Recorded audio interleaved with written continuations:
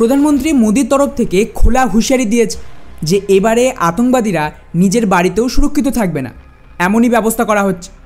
ওদিকে এরই মাঝে ভারতের মিত্রদেশ ইসরায়েল এমন তাণ্ডব চালিয়েছে যে পুরো একটা নিউক্লিয়ার মিসাইলের ফেসিলিটিকেই সম্পূর্ণ ধ্বংস করে দিয়েছে, এবং তার সাথেই কিভাবে এক ঐতিহাসিক চুক্তির মাধ্যমে গোটা বিশ্বের ট্রান্সপোর্ট বিমান এক্সপোর্ট শুরু করবে ভারত, সবটাই জানবো আজকের এই ভিডিওতে।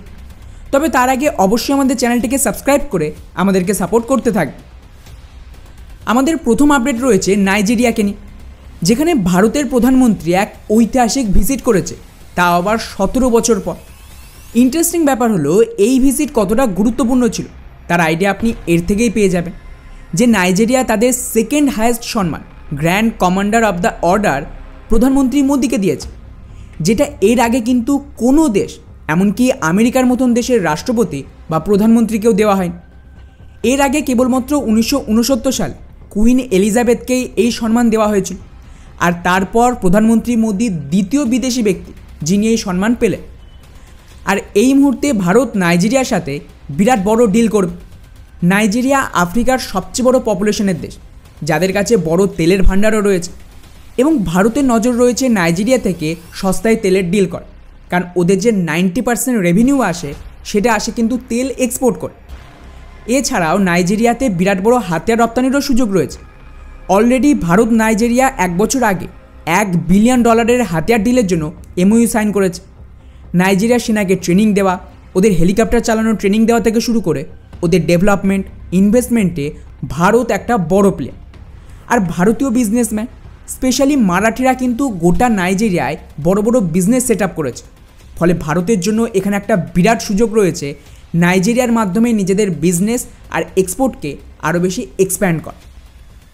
যাই হোক, এবারে আসে আমাদের নেক্সট আপডেট স্যাটেলাইটকে নিয়ে, যেখানে ভারতের ইসরো ইলন মাস্কের স্পেস এক্সের সাথে একটা ডিল সাইন করেছে ভারতের সবচেয়ে হেভি স্যাটেলাইট GSAT-20কে লঞ্চের জন্য। যদিও ইসরো গোটা বিশ্বের স্যাটেলাইট লঞ্চ করে, কিন্তু মুশকিল হলো আমাদের এই স্যাটেলাইট 4700 কেজি, যা ভারতের সবচেয়ে শক্তিশালী রকেট LVM-3ও নিয়ে যেতে পারবেন। তাই ভারত ইলন মাস্কের যে ফ্যালকন 9 রকেট রয়েছে তার মাধ্যমে এই স্যাটেলাইট লঞ্চ করছে, আর এর জন্য প্রায় $50 থেকে $60 মিলিয়ন ডিল হয়েছে। এবং এই স্যাটেলাইট অ্যাকচুয়ালি ভারতের ইন্টারনেট পরিষেবা, স্পেশালি রিমোট এরিয়াতে নেক্সট লেভেলে পৌঁছে দেবে, এবং আগামী 14 বছর পর্যন্ত এই স্যাটেলাইট ভারতকে সার্ভিস দেবে। আর হ্যাঁ, একটা বিষয় কিন্তু এখানে আগেই ক্লিয়ার করে দিই, ভারত অলরেডি নিজেদেরও কিন্তু হেভি রকেট তৈরির ওপর কাজ শুরু করে দিয়েছে, এবং 2030 সালের অনেক আগে ভারত এতটা ক্যাপেবল হয়ে যাবে বা এতটা শক্তিশালী রকেট তৈরি করে ফেলবে যে এর থেকেও হেভি স্যাটেলাইট নিজেই লঞ্চ করতে পারবে। আর তারপর আমাদের না আমেরিকা, না রাশিয়া, আর না ফ্রান্সের প্রয়োজন পড়বে। তবে ওভারঅল এই ডিল কিন্তু শুধুমাত্র স্যাটেলাইটের জন্য না, জিওপলিটিক্সও এখানে ইনভলভ রয়েছে, তাই ভারতের এখানে একটা অন্য ফায়দাও রয়েছে। যাই হোক, এবারে আসে আমাদের নেক্সট আপডেট প্রধানমন্ত্রী মোদিকে নিয়ে, যেখানে ওনার তরফ থেকে হালে একটা খুবই ইন্টারেস্টিং কিন্তু খুবই বোল্ড স্টেটমেন্ট দিয়েছে যে এখন আতঙ্কবাদীরা নিজের বাড়িতেও সুরক্ষিত নেই। অর্থাৎ এই প্রথমবার ভারতের প্রধানমন্ত্রীর তরফ থেকে এই ধরনের একটা ইঙ্গিত এলো যে ভারত বিদেশের মাটিতেও আতঙ্কবাদীদের ঠুকছে, আর পাকিস্তান সহ বাকি দেশে এমনি এই ভারত বিরোধী আতঙ্কবাদীরা মরছে না। আর এখানে সবচেয়ে গুরুত্বপূর্ণ বিষয় হলো এই স্টেটমেন্টের টাইম। এই স্টেটমেন্টটা ঠিক প্রাইম মিনিস্টারের তরফ থেকে এমন সময় এসেছে যখন ডোনাল্ড ট্রাম্প আগামী বছরে কিন্তু শপথ নেবে।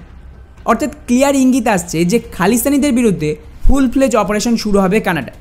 আমি কিন্তু স্পেসিফিক্যালি অপেক্ষায় রয়েছি পান্নুর টিকিট কাটার জন্য। যাই হোক, এবারে আসে আমাদের নেক্সট আপডেট টাটাকে নিয়ে।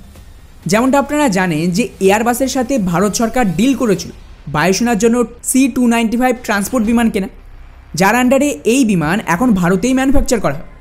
কিছুদিন আগেই প্রধানমন্ত্রীর নেতৃত্বে ভারতের এই ফাইনাল অ্যাসেম্বলি লাইনের উদ্ঘাটন করা হয়, যেটা টাটা কোম্পানি অপারেট করে। এখন এটাকে নিয়ে দারুণ খবর এসেছে, যেখানে দাবি করা হচ্ছে ভারতে তৈরি এই ট্রান্সপোর্ট বিমান অ্যাকচুয়ালি শুধুমাত্র ভারত নয়, বরং বিদেশেও এক্সপোর্ট করা হবে। আফ্রিকা থেকে শুরু করে এশিয়া এবং গালফের দেশের বড় অর্ডারের সম্ভাবনা রয়েছে, যা কিন্তু ভারত থেকেই এক্সপোর্ট করা হবে, যেটা ভারতের পয়েন্ট অফ ভিউ থেকে দেখলে সত্যি একটা গেম চেঞ্জারের কাজ করবে। এবারে আসে আমাদের নেক্সট আপডেট ইরানকে, যেখানে কিছু খুবই ইন্টারেস্টিং খবর সামনে এসেছে। রিপোর্ট অনুযায়ী ইসরায়েলের তরফ থেকে কিছুদিন আগে ইরানের ওপরে যে অ্যাটাক করেছিল তাতে নাকি ইরানের গুরুত্বপূর্ণ নিউক্লিয়ার ফেসিলিটি আর রিসার্চ সেন্টার সম্পূর্ণ ধ্বংস হয়ে গেছে। ড্যামেজ এতটাই মারাত্মক ছিল যে ইরানের নিউক্লিয়ার বম তৈরির স্বপ্ন এখন স্বপ্নই থেকে যায়। যদিও পার্সোনালি আমি বলবো যে এটা কিছুই না, অ্যাকচুয়াল গেম অন্য। এখানে দুটো কাজ হয়, এক হলো ইসরায়েল আবারও হামলা করবে ইরানের ওপর ট্রাম্পের আন্ডার, আর দুই ইরানের রিজিম চেঞ্জ করা হয়, যার আন্ডারে ওদের পূর্ব সরকার বা যে রাজা ছিল শাহ, তার শাসনই ফিরে আসবে তার ছেলের হাত ধরে, যার ওপরে শাহের তরফ থেকে অলরেডি ইউটিউবে একটা ভিডিও আপলোড করেছিল ইরানের জনগণের জন্য যে খুব তাড়াতাড়ি পরিবর্তন আসছে। আশা করি বুঝতেই পারছেন যে কী ধরনের পরিবর্তন।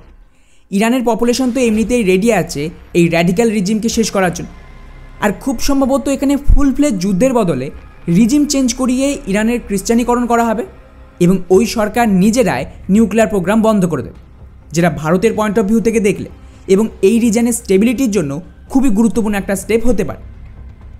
যাই হোক, এবারে আসে আমাদের শেষ এবং সবচেয়ে গুরুত্বপূর্ণ আপডেট ইসরায়েলকে নিয়ে, যেখানে ইসরায়েলের তরফ থেকে তাণ্ডব তো থামছেই না লেবানন, কিন্তু লেটেস্ট রিপোর্ট অনুযায়ী হিজবুল্লাহর যে মিডিয়া চিফ ছিল মোহাম্মদ আফিফ, তাকেও নাকি ইসরায়েলি সেনা খতম করে দিয়েছে। আর যেমনটা আমি শুরু থেকেই বলে আসছি যে এটা কোনো নর্মাল যুদ্ধ না, ডি র্যাডিক্যালাইজেশন চলছে, আর স্বাভাবিকভাবেই এর আন্ডারে গ্রেটার ইসরায়েলও তৈরি হচ্ছে। তাই আশেপাশের মেজরিটি দেশ ফিলিস্তিন, লেবানন, ইরান সমস্ত দেশের ফুল ক্লিন আপ হবে এবং 2030-এর আগে এটা কমপ্লিট করবে ইসরায়েল, যেটা ট্রাম্প আসার পর আমার ধারণা আরও বেশি তাড়াতাড়ি হবে। ফলে গোটা বিশ্বের জন্য এটা একটা দারুণ সুখবর যে যত বেশি এই র্যাডিক্যাল পপুলেশন ক্লিন আপ হবে তত এই রিজনে স্টেবিলিটি আসবে।